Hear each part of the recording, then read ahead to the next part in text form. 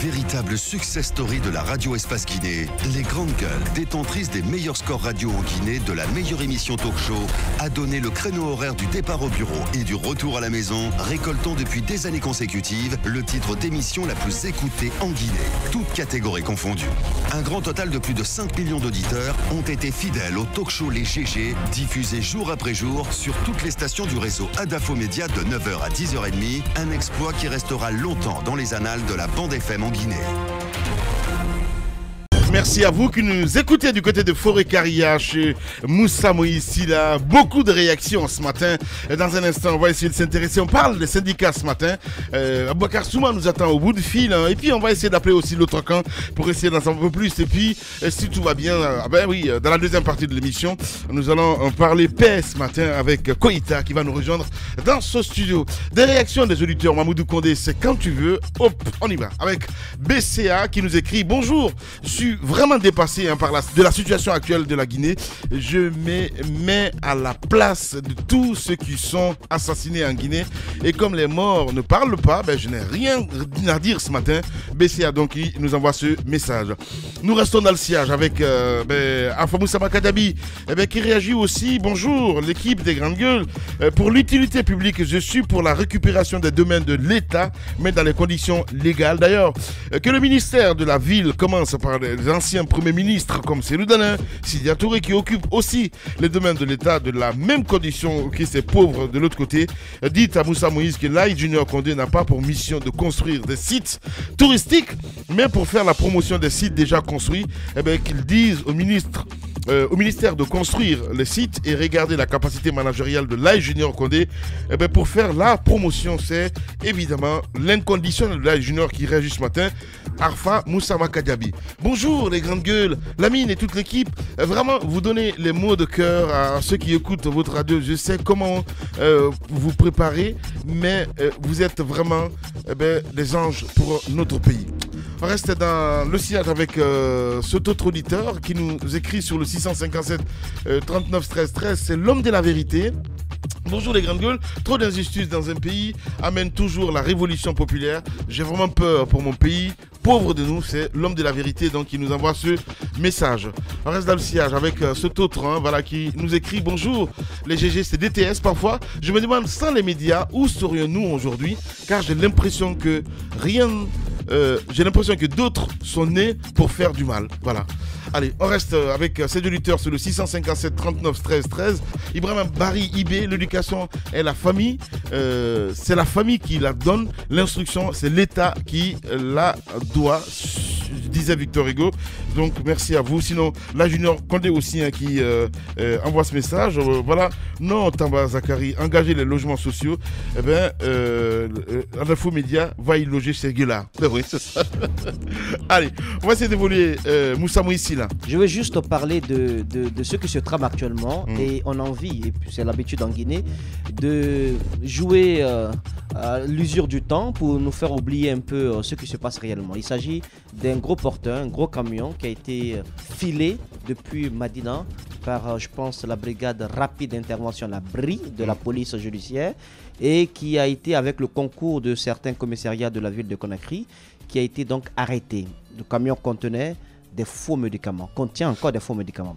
Maintenant, de tractation en tractation, je vous le dis, il doit être stationné du côté du grand commissariat de Matoto. De tractation en tractation, l'ordre des pharmaciens a été saisi. Et ils se sont tout de suite mobilisés, ces pharmaciens, pour que la procédure normale puisse être enclenchée et qu'il y ait arrestation afin que les médicaments aussi puissent être... Parce que ces genres de médicaments, ça ne doit pas aller quand même à l'intérieur du pays, c'était sa destination. Que ce soit détruit ou que des procédures soient envisagées afin que ça ne puisse pas être à la portée des pauvres citoyens. Mais il se trouve que le camion est stationné là. Et les pharmaciens n'ont aucune nouvelle.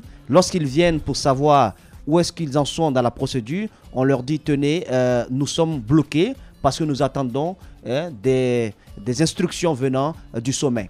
Les instructions venant du sommet, en off, on a pu entendre quelqu'un dire, je ne vais pas citer son nom, il se pourrait qu'il y ait des manœuvres afin que celui qui conduisait le camion soit relâché, le propriétaire du camion également ne soit pas inquiété et que le camion même soit libéré et qu'il puisse continuer son chemin, donc aller déverser à l'intérieur du pays ces faux médicaments qui vont continuer donc à causer des crises cardiaques et ses corollaires à nos concitoyens. Donc j'aimerais dire, je ne vais pas donner le nom du capitaine, mais dire que si vous ne faites rien, vous les médias, les instructions, il y a des tractations à Sécouturia, c'est ainsi qu'on a parlé. À Sécouturia. Donc on va nous appeler pour qu'on relâche ce camion et nous n'allons qu'exécuter l'ordre que nous recevrons. Donc l'ordre des pharmaciens est inquiet. Nous, citoyens également, nous sommes inquiets. C'est pourquoi hier, il y a quelques médias qui ont fait le déplacement jusque du côté de Matoto, au niveau du commissariat de Matoto, pour voir ce camion. Et il est effectivement là-bas. Donc, on lance cet appel. Nous sommes au courant que ce camion de faux médicaments a été arrêté.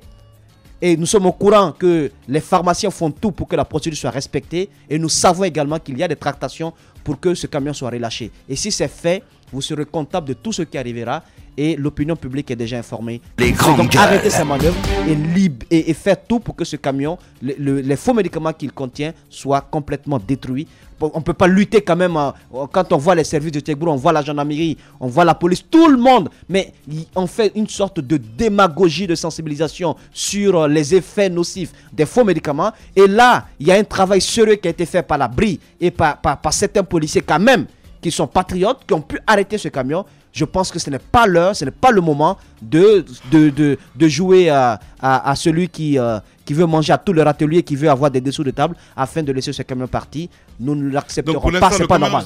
Il est là. Oui. Depuis, en tout cas, quand nous quittions les lieux hier soir, ce camion était encore là-bas. Vous savez, nous sommes en Guinée. Entre la soirée d'hier et le petit matin d'aujourd'hui, le camion peut se volatiliser. On ne sait jamais. Voilà. Il peut se passer beaucoup de choses. Et on a toujours les arguments pour expliquer ça dans ce pays-là. C'est ça qui est étonnant. C'est que moi, je suis sans mots. On est dans un pays où vous avez une brigade anti-criminelle, je crois, qui a saccagé plusieurs petits commerces de jeunes et de personnes ici sous prétexte qu'ils sont en train de vendre des médicaments qui ne sont pas appropriés à la consommation. On a vu tout ce qui s'est passé après toutes les manifestations et tous les dégâts matériels que cela a causé. Et à côté de ça, on m'a dit qu'il y a un camion chargé de faux médicaments qui n'est pas tombé du ciel. Hein. Ah oui. N'est-ce pas? Oui. Vous êtes d'accord avec moi que c'est pas tombé du ciel? Oui. Et que c'est passé soit par le port ou l'aéroport, en tout cas ces médicaments. Ouais. Puisqu'on n'en fabrique pas ici. Ouais. À moins qu'il y ait un coin où on fabrique. Hein. Bah oui. On ne sait jamais dans ce pays. T'as dit, il y a les Chinois nous envoient, donc tout est possible. Hein. Ils peuvent faire aussi. Sous le CNDD, on avait vu des pilules de les grandes pénicilline, les pénicillines avec de la poudre de manioc et de maïs dedans. On en a consommé peut-être, j'en sais rien. Les grandes gueules. Et par ailleurs des constipations. Exactement. Oui. Donc au lieu de guérir le palu ou la malaria, ça cause la constipation. Tout à fait. Donc c'est ça la Guinée aussi. Et maintenant que oui, mais ça vous fait rigoler la mine parce que vous, quand vous avez mal à la dent, vous faites venir le paracétamol de Paris. La pauvre dame. La pauvre dame du côté de marché de Matoto, etc. Quand elle a mal à la tête, sauve qui peut. Non, c'est Waya Waya. Elle va directement aider Waya Waya Mouna, Dombolo Mouna, c'est un des Mouna, Koshi, je sais pas moi. Elles vont directement se servir à la pharmacie la plus proche. Et donc ce camion est bourré de Dombolo, de Waya Waya et de tout ce que tu cites. Ouais. C'est de la drogue. C'est de la drogue. C'est du poison. Oui, c'est de la drogue, c'est du poison, ça tue, c'est pas bon, c'est nocif, c'est pas bon pour le peuple de Guinée.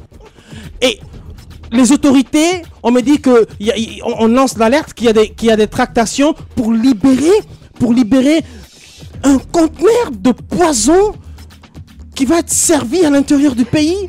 Mais il n'y a pas de commentaire là-dessus. Quand c'est illicite, Roby, ça rapporte. Et les friands de bénéfices et d'intérêts, de capital, ils versent dedans.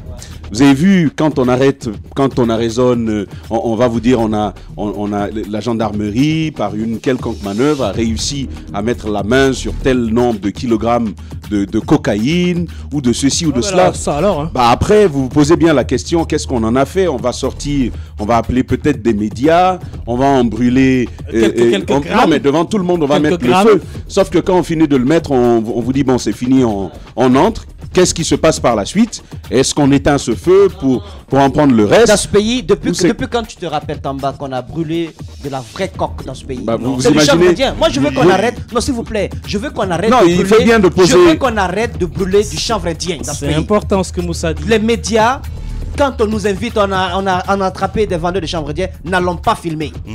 Parce que c'est pas de la drogue, ça. La vraie drogue existe. On ne nous appelle jamais pour venir assister soit à l'incinération ou à sa destruction. Mais la vraie drogue, quand on vous prend, vous êtes traité mieux que celui qui vend du chanvre indien. Dites-nous, répondez à cette question. Peut-être, Djebro, je lui ai posé la question récemment dans un numéro des Grandes Gueules. Je lui ai dit, qu'est-ce qui s'est passé pour le bateau qui contenait de la drogue qui a été arraisonnée du côté du port autonome de Conakry? Allez-y, vous posez la question. Ce sont des questions donc auxquelles on n'aura jamais de réponse. Je crois, même pour ce camion dont Moussa Moïse vient de parler, de la contrefaçon des produits contrefaits, malgré toutes les campagnes que l'OMS soutient dans ce pays, que d'autres organisations internationales soutiennent, que le discours politique semble soutenir, malgré tout cela, on sait bien que si ça peut procurer du bénéfice, eh ben on n'en fera rien. Il faut encore le dire et s'inquiéter que Sékou Touréa soit devenu un centre d'affaires à Conakry. Bien. On va revenir dans un instant, mesdames et messieurs. On parlera des syndicalistes, évidemment. Monsieur Maurice Dopavogui, il est le porte-parole de l'USTG. Monsieur Aboubacar Souma, président du SHLEG, vous allez les entendre ce matin chez les Grandes Gueules. Et puis, on s'intéressera aussi à ce jeune, monsieur Dora Aboubacar Koïta, responsable communication de la COGEPED. Donc, on va parler évidemment de ces violences postérieures donc, au scrutin du 4 février dernier. On en parle. On revient dans 10 minutes sur Suite FM. Radio Espace, les Grandes Gueules. Leur spécialité, c'est la démesure totale. Tant qu'ils ne changeront pas, nous ne changerons pas non plus. Les Grandes Gueules, à suivre tous les jours sur la radio d'opinion. Radio Espace.